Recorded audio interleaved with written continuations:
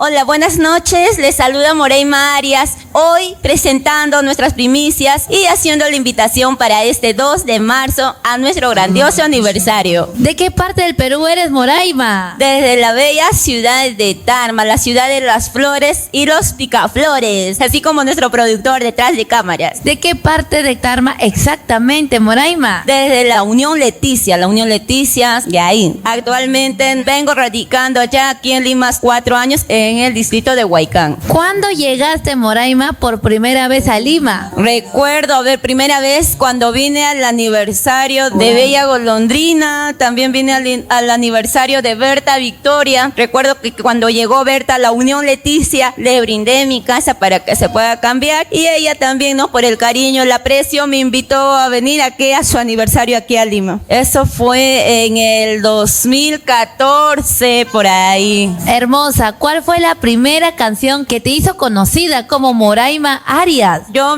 ingresé así, vine desde Tarma, me fui a Jauja, tuve una aceptación muy bonita con muchos jaujinos, con tunantadas. El tema fue Mi Chutito Elegante, desde ahí empezaron a reconocerme más y más. ¿Qué géneros, hermosa, tenemos dentro de tu repertorio? Tunantadas, santiagos. Dentro de mi repertorio tenemos tunantadas, parrandas, huaynos, santiagos, hasta carnavales, se podría decir. ¿Quién escribe tus canciones? ¿Quiénes son los compositores? A ver, todos los temas anteriores fueron del maestro Andrés Gastelú, Jorge Gastelú, también del maestro en temas de huayno, Joner Espinosa, el maestro Warish, y ahora último sacando nuestros propios temas, nuestros propios huaynitos carhuamaínos, con todo cariño para la bella familia de Carhuamayo. Aprovecha nuestras cámaras y haz la invitación a este gran aniversario. Con esta canción quedan cordialmente invitados. Esta primicia 2025-2026. Y dice así: mientes, ya no te creo.